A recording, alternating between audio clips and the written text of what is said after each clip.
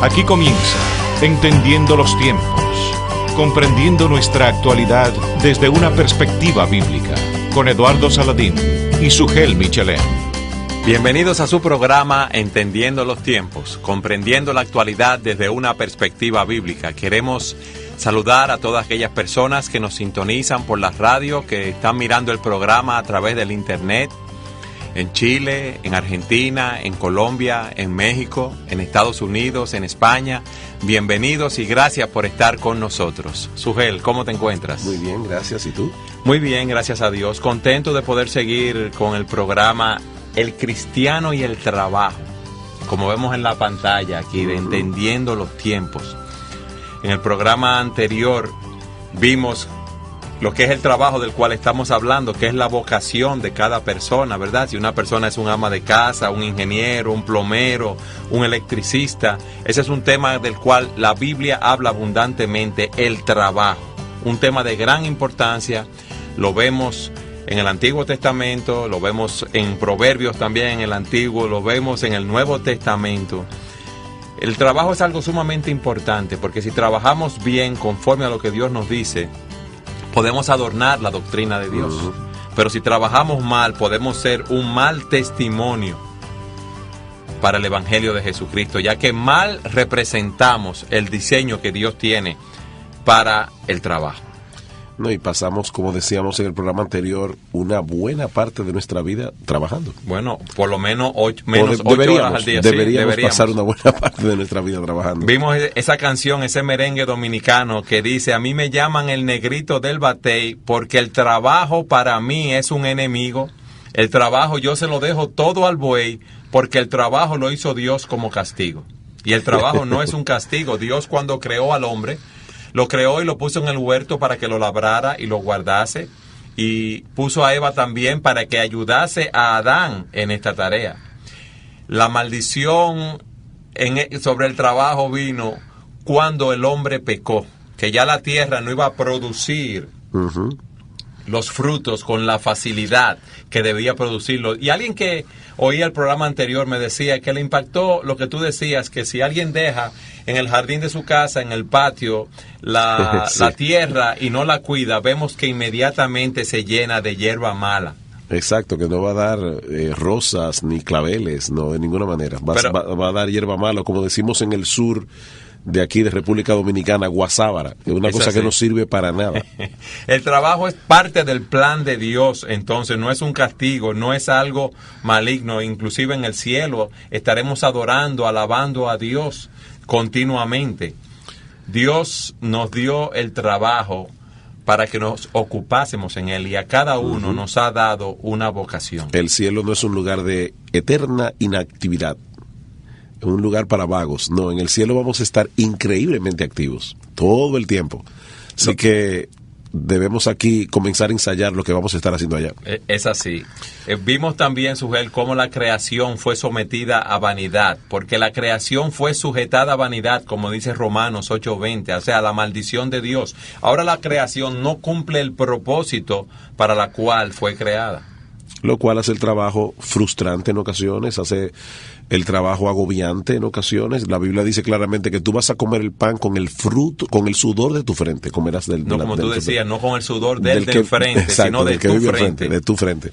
Suel, estamos en tiempos difíciles donde las personas no quieren ver cuál es el diseño de Dios en las diferentes áreas de sus vidas, que tienen una cosmovisión secular, y en la cosmovisión cristiana Dios habla claramente de cómo nosotros debemos desempeñar nuestras vocaciones. Ahora, este tema, la importancia de este tema, Eduardo, es el hecho de que aún en la iglesia muchas veces ni se predica de este tema tan a menudo como se debiera, ni los creyentes, como consecuencia de que esto no es algo que se enseña, ni los creyentes tienen una cosmovisión apropiada, porque que el mundo tenga una visión distorsionada del trabajo, bueno, eso es lo que deberíamos esperar, porque el mundo tiene una visión distorsionada de casi todo. Sí.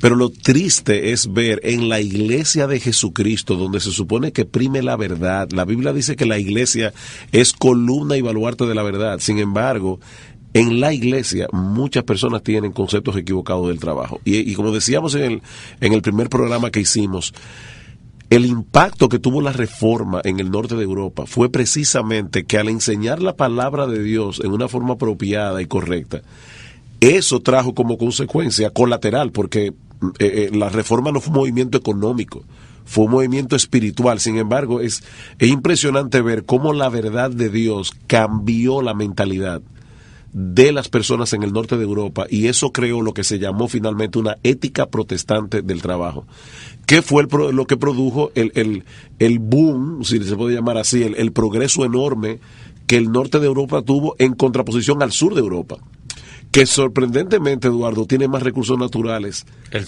sur que la parte del norte. Eso pasa aquí. Y en el norte el clima es más adverso. Exacto. Es un invierno más fuerte. ¿Por qué Norteamérica es más rica que América Latina?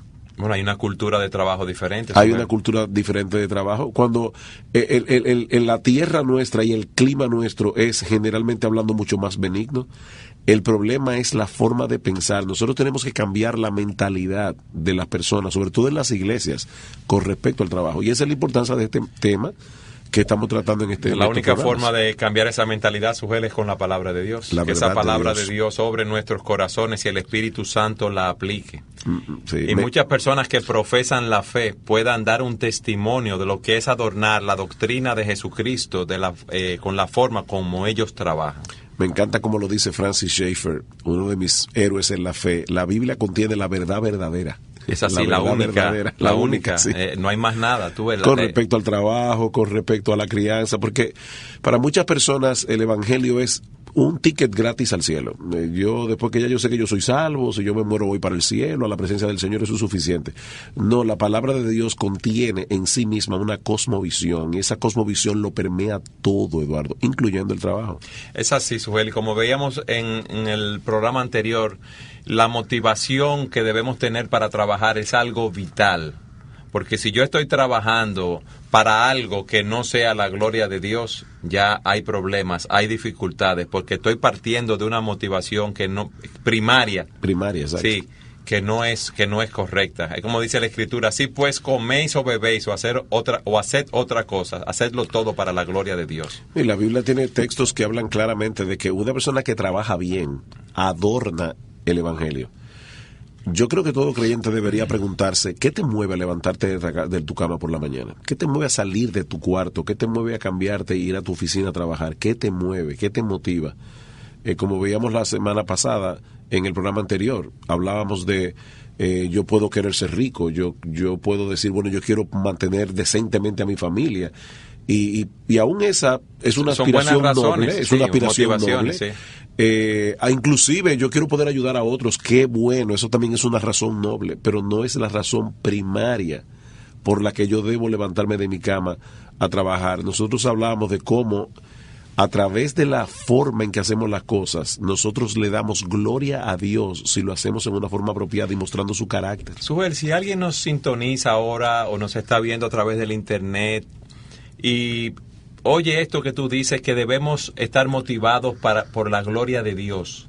¿Qué es la gloria de Dios?, se preguntará esa persona. La gloria de Dios se puede definir como el conjunto de atributos que hacen que Dios sea Dios y digno de toda alabanza, digno de toda honra, digno de toda admiración. ¿Y cómo yo, un ser finito, puedo adornar esa doctrina de Dios en mi vida entonces? En una forma finita pero apropiada. O sea, yo no puedo perfectamente reflejar toda la gloria multiforme de Dios, pero en una forma finita y en una forma limitada, como somos como criaturas, yo puedo mostrar el carácter de Dios o puedo distorsionar el carácter de Dios.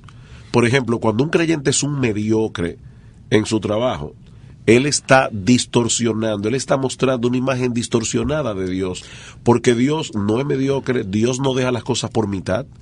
La Biblia dice, el que comenzó en vosotros la buena obra, él la perfeccionará. Eduardo, ¿qué impacto debería tener en un obrero cristiano Filipenses 1:6? Porque es muy bonito leerlo en la Biblia y decir, ay, qué bueno, el que comenzó en nosotros la buena obra, él la perfeccionará. Pero resulta que yo soy un ser creado a la imagen de Dios para mostrar el carácter de Dios.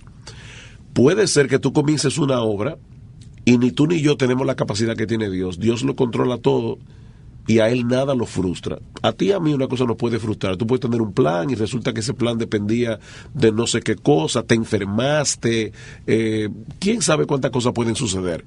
Pero por lo menos debe ser evidente que tú pusiste todo empeño en lo que estaba en tu poder de hacer que las cosas salieran bien y llevarlas hasta el final.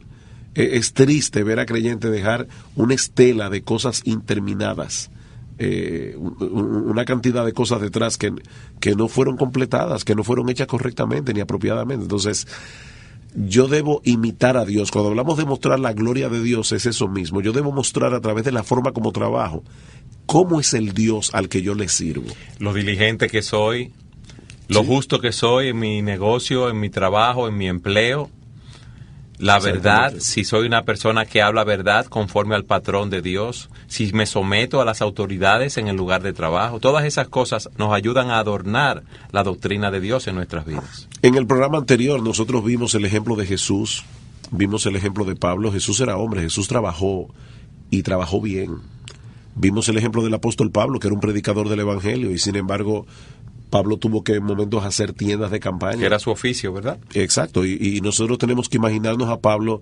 Yo no me imagino al apóstol Pablo diciéndole a una persona, mira, perdóname, que yo te dije que era el martes, que te lo iba a traer, pero no pude porque me cogió el sueño. O como pasa aquí en República Dominicana, y me imagino que en otros países de América Latina, Eduardo, cuando un obrero cristiano, cuando hablo de un obrero me refiero a una persona que trabaja, por ejemplo, en construcción. Un obrero cristiano no puede tener el testimonio que tienen muchos obreros de que el lunes llegan tardísimo al trabajo. ¿Por qué? Porque el fin de semana estuvieron de quién sabe haciendo fiesta, qué cosa. Sí, bebiendo, tirando el dinero para arriba. Entonces, eso es triste, eso inclusive afecta a la producción de un país. Imagínate miles y miles y miles de trabajadores en un país como el nuestro. Que los lunes no llegan a trabajar en la mañana. O que trabajan a mitad porque están resacados. Eso afecta a la producción del país. Entonces después dicen, es que el imperialismo, los países ricos son los culpables de que nosotros seamos pobres. No, Eduardo, nosotros muchas veces somos los culpables. La mayoría de las veces los países somos los culpables de la condición en que estamos. Los países estamos compuestos por personas, Sujel, que Exacto. Elaboramos allí. Si no tenemos una cultura bíblica del trabajo, no vamos a adornar la doctrina de Jesucristo como debemos hacerlo. A mí me llama la atención eso que hablábamos de la reforma protestante, que es otro problema, Eduardo. Muchas iglesias en el día de hoy ni siquiera conocen su herencia, la historia de la iglesia, y es algo que debe enseñarse. El arte en el tiempo de la reforma cambió completamente. Los pintores antes de la reforma pintaban vírgenes o pintaban héroes mitológicos de la Grecia antigua. Cuando viene la reforma, de repente los pintores holandeses, sobre todo, comenzaron a pintar escenas normales de personas normales, un carnicero, una lechera, porque ellos se dieron cuenta que esas personas eran dignas. Yo no tengo que pintar únicamente a la Virgen María o al Niño Jesús para que mi arte tenga significado. Aún el arte, Eduardo, cambió, porque la mentalidad de esas personas cambió. Fue impresionante. Y eso es lo que nosotros quisiéramos ver en América Latina. Es representando la vida cotidiana. Exactamente. Sujel, volviendo atrás, cuando tú decías a Pablo que él trabajaba, yo no me imagino a Pablo yendo a comprar la tela de las tiendas que él estaba haciendo y que le dieran 2 yardas de más. Vamos a suponer que fue a comprar 10 yardas y le dieron 12 y que él se quedara callado. Y Priscila aquí le diciendo, no digas nada. No digas nada. O no me lo imagino tampoco. Pagando por 10 yardas, llevándose 15 y dándole un dinero al joven que le envolvió esas yardas. No, tampoco me lo imagino. Seguro que no fue así. Es un tema sumamente interesante, Sujel, el cristiano y el trabajo. Vamos a hablar en nuestro próximo segmento, empezar a hablar de aquellas cualidades que deben caracterizar al trabajador cristiano. Siga con nosotros en su programa Entendiendo los Tiempos.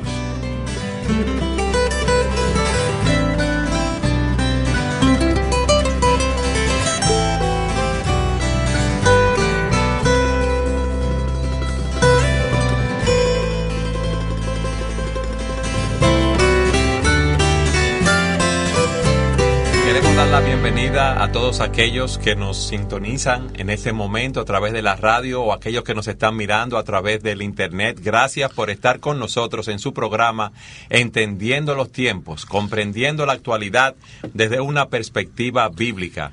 Hoy estamos hablando acerca del cristiano y el trabajo, un tema vital en nuestras vidas si queremos adornar de una manera correcta la doctrina de nuestro Señor y Salvador Jesucristo. Dedicamos cada día muchas horas y las empleamos en la vocación que Dios nos ha dado. Vamos a ver ahora, Sujel, las cualidades que deben adornar a un trabajador cristiano. Yo pienso que debemos empezar hablando de la verdad en el trabajo, la verdad en los negocios. Y debemos empezar, me gustaría empezar por ahí, porque ahora en el mundo, me gustaría empezar hablando de este tema. Las personas que hablan mentiras, los que son más hábiles en los negocios, los que son más astutos, los que son menos apegados a la verdad, esos son los hombres dignos de alabanza. En nuestro país tenemos la costumbre de decir, esa persona es una fiera en los negocios, es un león. ¿Y qué es un león en los negocios? ¿Qué es un león en el trabajo? Aquel que no tiene escrúpulos, que no tiene patrones bíblicos o patrones morales para trabajar, que lo que busca es su propio beneficio, su propia conveniencia. ¿Sabes, Eduardo, que ahí me llama la atención? Y obviamente voy a ser ético aquí, no voy a mencionar ninguna empresa en particular. Pero a mí me llama la atención algunas empresas seculares que tienen una fuerte ética de trabajo y uno de los valores que tienen es la verdad. Y es impresionante por la manera como eso afecta positivamente esas empresas. Sí, y yo sí. tengo una empresa en mente que, vuelvo y repito, no lo voy a mencionar aquí porque no viene al caso, pero es una empresa secular multimillonaria que tiene negocios prácticamente en el mundo entero. Y una de las características de esa empresa es que ellos tratan de trabajar con la honestidad y con la verdad, porque ellos entienden, humanamente hablando, ellos entienden que ese valor los beneficia. ¿Tú sabes lo que es tú hacer negocios con una empresa o con un individuo que tú sabes que cuando te dice rojo es rojo, cuando te dice 5 son 5? Eso te anima a seguir haciendo un negocio con una persona así, es estimulante. O sea que aún humanamente hablando, la verdad en el trabajo es vital. Ahora, por supuesto, nosotros estamos viendo esto desde una cosmovisión cristiana y la primera razón por la que nosotros debemos ser veraces a la hora de hacer negocios y en el trabajo es por el hecho de que nuestro Dios es veraz. Nuestro Dios es verdadero. Debemos definir lo que es verdad, Suel. Pero ¿cómo tú definirías? Bueno, verdad es expresar exactamente lo que una cosa es, tal como nosotros la percibimos, como nosotros la vemos. Por ejemplo, yo veo este vaso y puedo decirte, Sujel, el color de este vaso es azul marino, como yo lo estoy viendo, pero quizás sea negro y yo tengo un problema en la vista. Pero tú estás haciendo... Tú verás, estás diciendo, expresando lo que yo veo. Ahora, aquí hay un punto, Sujel, cada cabeza es un mundo. ¿Cuál va a ser nuestro marco de referencia para decir lo que es verdadero y lo que es falso? ¿Con qué criterio vamos nosotros a identificar la verdad? ¿Con qué criterio la vamos a definir? ¿Con qué criterio vamos a definir lo que es la realidad? Hay un ejemplo muy sencillo, pero profundamente filosófico a la vez. Cuando yo digo me estoy acercando, esa frase en sí misma no tiene ningún significado, porque yo necesito un punto de referencia. Me estoy acercando. Entonces, ¿a qué? Exactamente. Jean-Paul Sartre, que era un filósofo ateo, existencialista, que por cierto 6 meses antes de morir reconoció que existía Dios, pero Jean-Paul Sartre decía, todo punto finito necesita un punto infinito de referencia.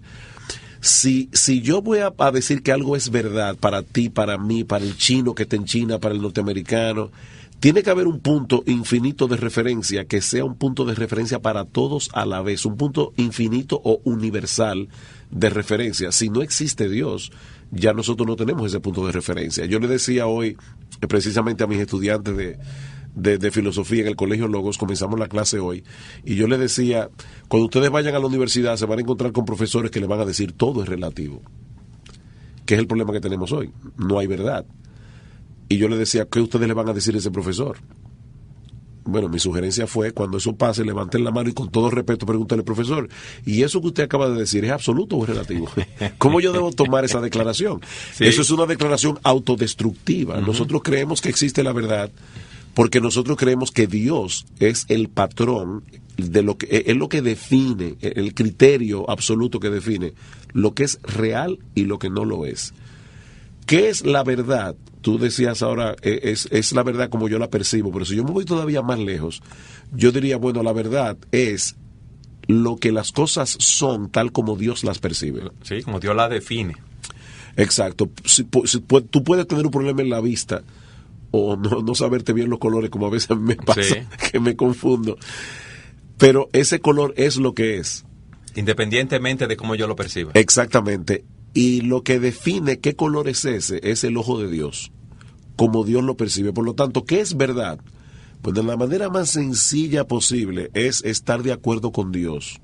Si tú estás de acuerdo con Dios en la forma como Él define la realidad, tú estás diciendo la verdad. Si tú no estás de acuerdo con Dios, aquí pueden haber dos opciones. Una, que tú estés equivocado, no necesariamente que seas un engañador, porque puede ser que tú no tengas una información apropiada y tú estás diciendo lo que tú crees que es verdad. Por falta de información, por desconocimiento. Exacto, ignorancia, por muchísimas razones, tú estás equivocado. O tú puedes tergiversar a propósito la verdad para un beneficio personal y en ese caso eres un mentiroso. Ya eres hijo de tu padre, Satanás, que es el padre de mentira. De la mentira.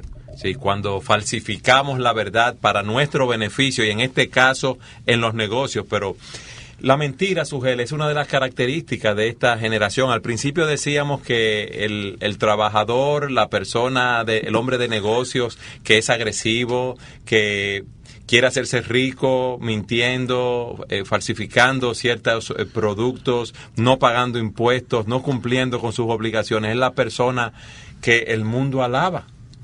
Y alguien se preguntará, tú que nos estás oyendo, nos estás mirando a través del internet, ¿por qué yo debo hablar verdad en un mundo que habla mentira?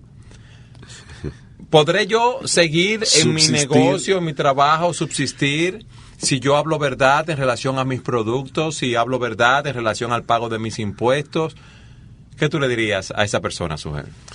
Es que ahí que viene el punto. Yo tengo que ser un imitador de Dios. Yo tengo que reflejar la gloria de Dios. Y dejar Dios, los resultados en manos de Él. Exactamente. A la larga, el problema aquí, Eduardo, es un problema de falta de fe. Incredulidad. Es incredulidad. Yo voy a hacer las cosas a mi manera, no como Dios me dice que yo debo hacerlas, porque si yo me llevo de Dios, mi negocio va a quebrar.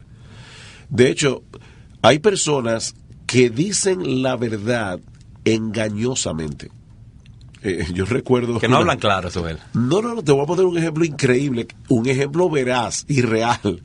Yo conozco una persona que, para no mentir, si la llamaban por teléfono, le decía a la persona, le hacía señal con la mano para que la persona se aguantara un momentico, salía de la casa y desde afuera decía, dile que yo salí. Eso es una forma engañosa de decir, una forma engañosa de decir la verdad, porque es verdad que acaba de salir. Pero salió precisamente para poder decir una cosa que no era conforme a la verdad en el momento. Entonces, yo tengo que creerle a Dios, hacer las cosas a la manera de Dios y dejar en las manos de Dios los resultados. Que siempre serán buenos. No conforme a lo que a nosotros nos parece, sino conforme al plan eterno de Dios que está trabajando para formar a Jesucristo en nuestras vidas. Exactamente. Alguien puede estar oyéndonos y decir, wow, Sugel, Eduardo, pero yo soy cristiano de hace 20 años. ¿Cómo es eso de que yo debo hablar verdad en el trabajo? Eso es algo que yo lo sé. Hablar verdad es no falsificar de una manera intencional, sí. Decir, hablar conforme a lo que Dios define como verdad, lo que tú estabas diciendo, Sugel. Pero hay muchas maneras en las cuales nosotros podemos mentir y no nos damos cuenta, Sugel. O estamos tan acostumbrados a hacerlo y no sabemos, no vemos que esto desagrada a Dios. Por ejemplo, si yo quiero hablar verdad y te digo a ti, tú tienes una tienda, vamos a suponer, y tú vendes televisores, y yo voy allí y tomo un televisor a crédito, firmo 12 pagarés que voy a pagar todos los meses el día 25 el televisor.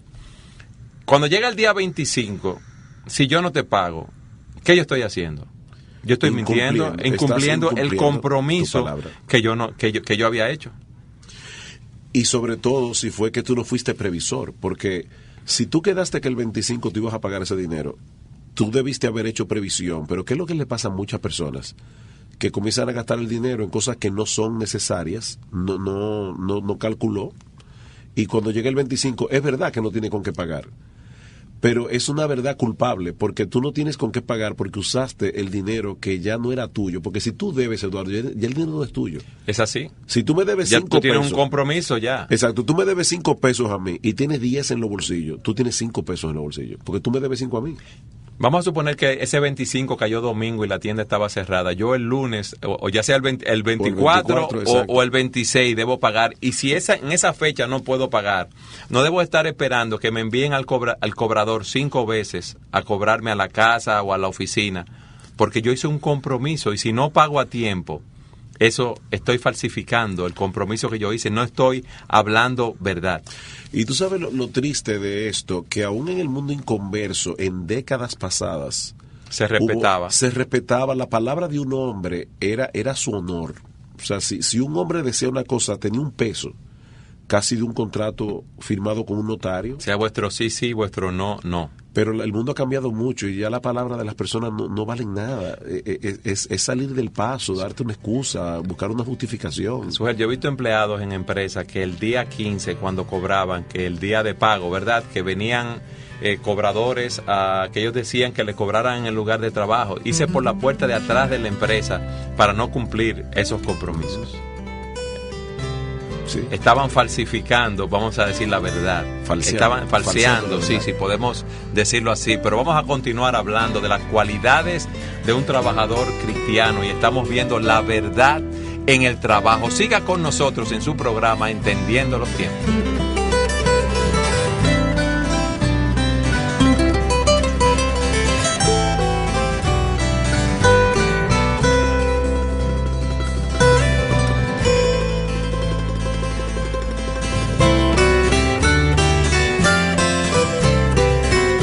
Queremos saludar a todos aquellos que nos están sintonizando en este momento en su programa Entendiendo los Tiempos. Hoy estamos hablando del cristiano y el trabajo.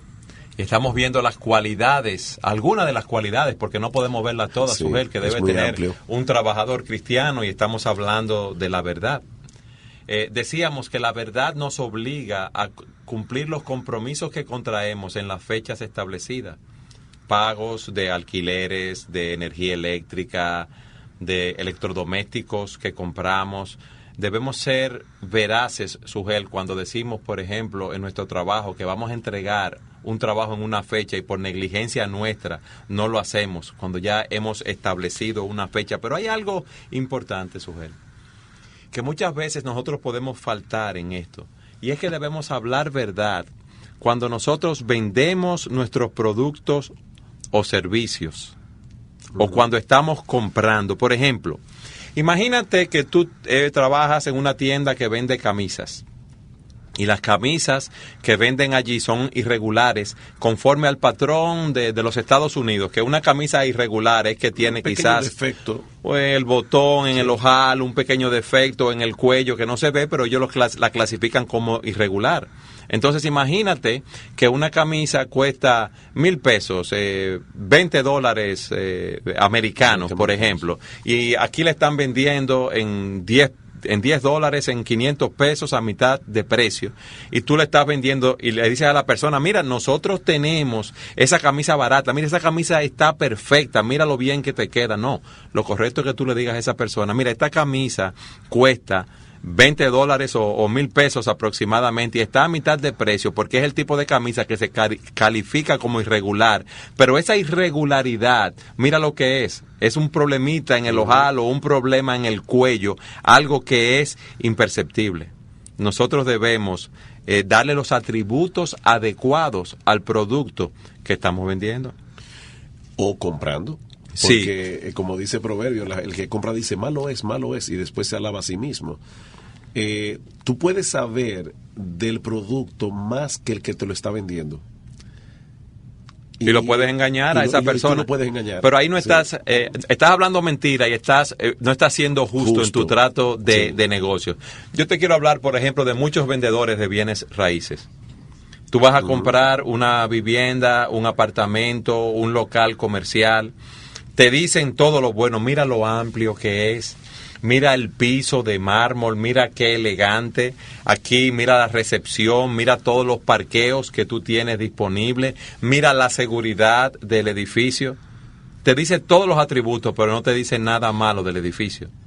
Que hay problemas con la plomería, o que hay problemas con la electricidad, o que los parqueos, en vez de ser de esa manera tan cómodos, realmente no lo son, que hay una escasez de parqueos. Uno tiende a sobrevender el producto. Es más, Sugel, uno tiende a sobrevenderse uno mismo.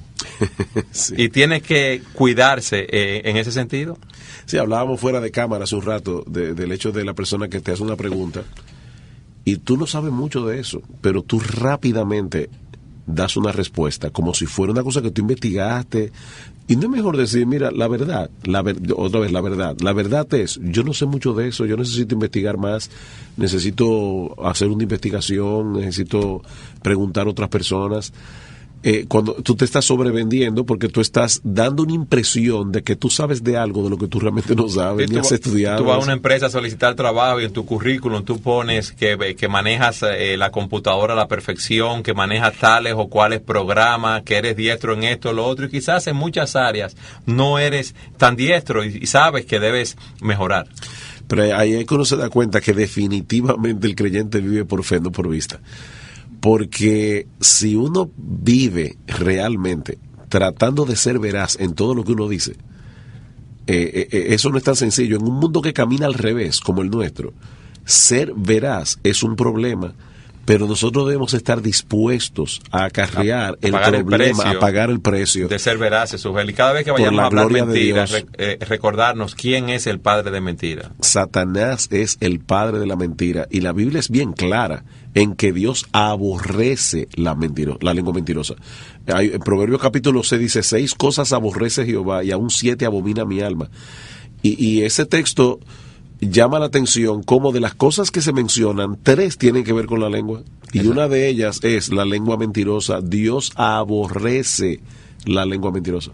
Y es bueno saber cuál va a ser el fin de los mentirosos, Sugel, aquellos para los cuales la mentira es un patrón de vida. Bueno, la Biblia dice claramente en Apocalipsis 20, pero los cobardes e incrédulos, los abominables y homicidas, los fornicarios, los hechiceros y todos los mentirosos tendrán su parte en el lago que arde con fuego y azufre, que es la muerte segunda. El ser mentiroso es una característica intrínseca de la impiedad. Uh-huh. Sí. No es que el creyente no tenga una lucha por decir la verdad. Sí, hay conflicto. Hay una lucha, hay un conflicto. Hay momentos que vamos a hablar verdad y sabemos que eso va a tener consecuencias que son difíciles para nosotros, que tenemos que enfrentar ciertas situaciones. Quizás hasta vamos a perder nuestro empleo o vamos a perder un negocio en nuestra empresa, algún negocio que vamos a hacer al hablar verdad en un momento dado. Ahora, Eduardo, déjame ponerte la cosa difícil. Ponla difícil, no te preocupes. Una de las preguntas que a mí me hacen mucho es, ¿y cómo nosotros evaluamos en la Biblia pasajes donde parecería que Dios le puso un sello de aprobación a la mentira? Por ejemplo, Rahab la ramera mintió y dijo que los espías habían salido de la ciudad y estaban escondidos en el techo de su casa. O las parteras en Egipto le decían a los egipcios que las hebreas dan a luz demasiado rápido y cuando nosotros venimos a llegar ya el niño nació. O el caso que dicen, Sugel, que te están buscando para matarte y van a tu casa o a ti o a tu esposa y te dicen, tu esposa está aquí, la estamos buscando para matarla. Sí. ¿Qué tú le dirías? Entonces ahí hay varias cosas que nosotros debemos hablar, porque hablar de este tema y no entrar en esos temas espinosos para mí sería dejar algunas cosas, algunos cabos sueltos. En primer lugar, es importante entender que Dios alabó la fe de Rahab, Dios alabó la fe de las parteras en Egipto. La Biblia no dice que Dios alabara el hecho de que ellas mintieran, pero sí alabó la fe. Porque estas mujeres paganas, no debemos olvidar, las mujeres paganas que no tenían el conocimiento del Dios verdadero ni de la palabra de Dios, en ese momento creyeron que Dios era veraz, creyeron que Dios era verdadero y mintieron extrañamente para poder de alguna manera promover la verdadera religión. Entonces, arriesgaron sus vidas. Arriesgaron sus vidas y Dios alabó la fe de ellas. Ahora, debemos entender, Eduardo, que hay situaciones, por ejemplo, de guerra, donde hay cosas que no aplican. Por ejemplo, una táctica militar. Dios le dijo al pueblo de Israel, háganse los vencidos. Y pongan emboscadas. Exacto. Josué tenía que llegar y hacerle creer a la ciudad que estaban atacando que ellos estaban perdiendo la guerra. Que estaban siendo derrotados para que Exacto, ellos los para que ellos persiguieran y cayeran en las y emboscadas. cayeran en la trampa. Y Eduardo, fue Dios que le dijo eso. Entonces, en ese sentido, uno tiene que tener cuidado de hasta dónde uno lleva esto. Pero, claro, estamos hablando de situaciones muy, muy extremas. O sea, esto no se aplica al día a día, esto no se aplica en situaciones de guerra. Tácticas militares no se pueden concebir como una mentira, es una táctica militar. Pero mentir para tú vender un producto es otra cosa. Sí, Sugel, pero si es una táctica militar y es falsificar la verdad, ¿y entonces? No, porque ellos no dijeron nada, ellos simplemente hicieron creer algo. Una táctica militar para ganar la guerra. Eso es como, por ejemplo... Entonces, si yo tengo un negocio quebrado y yo voy al banco, entonces, Sugel, y voy en un carro hermoso que yo lo alquilé para dar una imagen de lo que yo no tengo, un reloj no, eso muy no, costoso. Eso no es una táctica militar. No es una táctica militar, pero no. Dicen que los negocios se parecen sí. a la guerra y muchos utilizan principios de la guerra en los negocios. Hay un libro que se estudia de un guerrero japonés que se llama El arte de la guerra y se aplica en los negocios. Que por cierto ha tenido mucha venta ese libro. ¿Qué tú le vas a decir a esos hermanos, a esos jóvenes que están empezando su vida de negocios o que son ejecutivos en empresas que tienen ya de por sí una presión en el lugar donde trabajan, Sugel, de sus empleadores para que sigan los planes del mundo en su trabajo? Ahí es que viene el punto. No es lo mismo una persona que está defendiendo al pueblo de Dios, como en este caso las parteras en Egipto o Rahab la ramera, a alguien que está buscando un beneficio personal. Cuando tú vas al banco en un carro que no es el carro normal, que tú lo alquilaste, no es el carrito tuyo que está lleno de Ferrey con la goma que se están cayendo y eso. Tú estás haciendo algo a nivel personal y ese es el punto. Aquí estamos hablando de algo que va más allá de ti. Déjame ponerte otro ejemplo. La propiedad privada, Dios le pone un sello de aprobación. Ahora, ¿qué sucede si aquí de repente hay un terremoto y se destruyen los negocios? Una catástrofe nacional y los supermercados están destruidos y los alimentos están ahí tirados en los escombros. Uno va y lo va a tomar y va a dejar el dinero ahí en el piso y se va a ir, ¿no? Hay personas que dicen, como Doma, que es un gran teólogo, Doma dice, hay momentos en medio de una catástrofe donde la propiedad privada se convierte en propiedad pública. Sí. Pero estamos hablando otra vez, por eso que yo quise traer ese tema, en situaciones extremas o para traer un beneficio que va más allá de ti en lo personal. Y ese es un punto aquí importante. Yo recuerdo en la vida de Atanasio, que fue un gran siervo de Dios del siglo IV, que Atanasio estaba siendo perseguido por el emperador porque era prácticamente el único teólogo de capacidad, no el único cristiano que había en el momento, pero el único teólogo de capacidad que estaba defendiendo la Trinidad, y gracias al Señor por Atanasio. Y dice que lo estaban persiguiendo y de repente se le pone detrás la barca del emperador, él va huyendo del emperador y le preguntan, señor, porque él iba cubierto con una capa, ¿ha visto usted a Atanasio? Y él le responde, sí, va delante de ustedes, si reman un poquito más rápido le van a dar alcance. Y era verdad, era él. Y ellos remaron más rápido, muchas gracias, le pasaron por encima y siguieron de largo. Atanasio dijo la verdad y se libró de la muerte. Hay muchas aristas en este tema. Sí, y uno tiene que ver el todo, el conjunto de las cosas que uno está tratando aquí. Muchos oyentes o personas que nos están mirando a través del internet pueden decir, oye, qué bueno, Sugel, gracias porque realmente aclaras una duda con eso. Pero mi caso es más sencillo. Volvemos al caso de la persona que va al banco a buscar un préstamo o aquel que quiere llevar a un cliente a un restaurante costoso, lujoso, que quizás él no puede pagar y tiene que buscar el dinero prestado para dar la apariencia, la imagen, Sugel, de que está todo bien y que él está en opulencia y que con él se puede hacer negocio. Vamos a ver este caso, es un buen ejemplo. Las personas que hacen pantalla, como nosotros decimos, exacto, en República Dominicana. Vamos a suponer que esa persona con este carro que llegó al banco, este vestido que tal vez se lo prestó su hermano, así, este traje lo alquiló, y dicen, wow, este individuo parece que tiene dinero. Claro, en un banco difícilmente te van a dar un préstamo simplemente porque tú llegaste en un buen carro. Tú tienes que enseñar los papeles, pero vamos a suponer que tú puedas engañar a alguien con eso.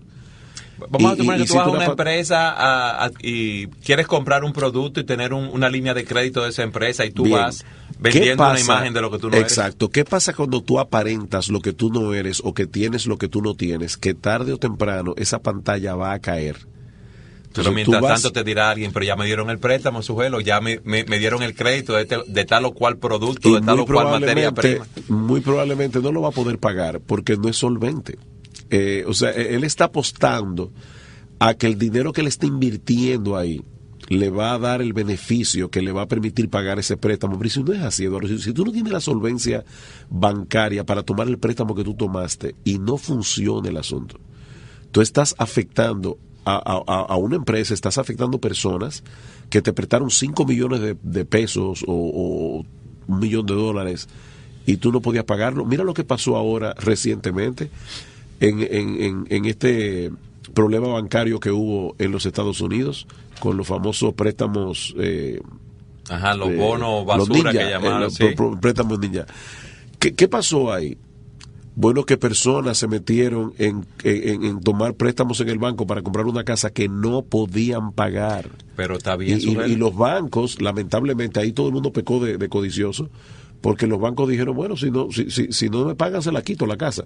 Pero resulta que entonces el mercado cayó. Los precios se deprimieron. Se deprimieron y resulta que ya en los bancos tampoco pudieron recuperar lo que habían invertido. Ahí uno ve claramente el impacto que tiene cuando tú quieres agarrar más de lo que tu mano puede agarrar. Tú tienes un tamaño de mano, hay una cantidad que tú no puedes agarrar, no la trates de agarrar y no aparentes que puedes hacerlo. Ok, te voy a poner otro ejemplo sobre entonces. Yo tengo un proyecto, voy a desarrollar una empresa, hago mis cálculos, mis evaluaciones y voy al banco a buscar un préstamo para comprar maquinaria para ese proyecto, contando que el proyecto va a tener tal o cual volumen de ventas, tal o cual volumen de beneficio y va a tener una tasa de retorno de mi inversión, con lo cual, con esos beneficios yo voy a poder pagar los préstamos y las cosas no salen así. Quizá, Eduardo, Sí. aquí en este tema ya nos fuimos de la verdad a la prudencia. Mi papá decía, cuenten siempre con el moquillo. ¿Y a qué se refería? Bueno, ¿Qué es el moquillo? El moquillo, yo voy a explicarlo. El moquillo es una enfermedad que le da a los pollos. Resulta que un individuo dice, mire, yo voy a comprar una gallina, un pollo, y esos pollos me van a dar tanto huevo, la gallina me da tanto huevo, esos huevos me dan tanto pollito. En la mente de él, con esa gallina, él va a tener una granja en 10 años y una empresa con millones enorme, de gallinas y de pollitos. Pero resulta que al gallo que compró le dio moquillo, una enfermedad que mató al gallo. Entonces, mi papá siempre decía, cuenten con el moquillo. Cuando tú vas al banco, tú tienes que tener algo con que avalar el préstamo que tú estás pidiendo. Por eso son los bancos, por ejemplo, los préstamos hipotecarios. Tú hipotecas tu casa, tú hipotecas alguna propiedad que en caso de que tú no puedas pagar, tú vas a poder responder. Pero cuando tú no tienes esa solvencia, tú estás siendo un imprudente, porque tú estás tomando un dinero prestado, pensando que la empresa va a dar todos los millones que tú crees que va a dar, y resulta que las cosas no siempre salen como tú la planificas. Si no fuera así, Eduardo, el mundo estaría lleno de millonarios. Sí, mira el caso, Sujel, de la depresión que hubo con las viviendas en Estados Unidos, cómo los precios bajaron. Había personas que habían comprado, habían dado el inicial para una casa, la habían alquilado, la casa había tomado plusvalía y ellos habían podido pagar esos préstamos, pero de repente vino esta hecatombe, si podemos decirlo así, que fue causada por la codicia de muchas personas que lo que quisieron fue hacer más dinero y un dinero rápido, y quizás, ¿verdad?, no fueron lo suficientemente responsables a la hora de diseñar todos esos productos financieros. Y lo que es peor, habían personas, Eduardo, en Londres tal vez, que habían puesto su dinerito de ahorro en un banco en Londres, que resulta que también apostó a esta burbuja que había en Estados Unidos, y cuando ese individuo fue a buscar su dinero, resulta que el dinero no estaba ahí. O sea, esto afectó a tantas personas en el mundo entero, no fue solamente algo en los Estados Unidos. Pero mira mi punto, Sujel. Hay personas que diseñan ciertos productos financieros o ciertas estrategias, como esas personas que hacen pirámides, que le van tomando dinero y le dan un interés alto a un grupo y van recibiendo dinero de muchas personas y se crea una pirámide. Es una falsa bonanza, una falsa bonanza falsa, y que exacto. dan intereses y lo que Sí. te están dando es el capital que pone el otro, que lo dan intereses. Esas exactamente. personas cuando hacen eso así, lo hacen conscientes de que eso a la larga, como tú dices, va a explotar y va a tener un problema. Y muchas de esas personas que tomaron diferentes tipos de hipotecas y la clasificaron A, B, C, según el nivel de riesgo y según los intereses que le daban a las personas, los beneficios, sabían que este tipo de manejo de productos financieros no iba a ser sostenible. Entonces estas personas estaban falsificando la verdad. Eso no fue ni prudente, ni justo, ni... O sea, no solamente que no fue veraz, es que aquí hubo de todo. Y sobre todo, el gran pecado fue la codicia. Es así. Fue la codicia lo que produjo eso. Donde me vienen como pastor, hermanos, y ahí uno vamos al aspecto de la prudencia, diciéndonos, vamos a hacer este negocio y pensamos ganarnos tanto y este negocio va a aportar un 60% de beneficio. Yo le digo, hermano, sé prudente y mira bien, si un banco te paga a ti un 20% Exacto. o un 10% por tu dinero, tu negocio tiene que ser algo muy innovador y de Demasiado mucha bueno. tecnología Sí. para tú poder tener un 60% de rentabilidad. Pero Sugel, se nos acabó el tiempo. Wow. Rápido que ha pasado y hemos estado hablando de esta cualidad del trabajador cristiano, la verdad en los negocios. En nuestro próximo programa vamos a seguir hablando de esas cualidades del trabajador cristiano. Gracias por estar con nosotros en su programa Entendiendo los Tiempos, comprendiendo la actualidad desde una perspectiva bíblica. Hasta la próxima, que el Señor los bendiga.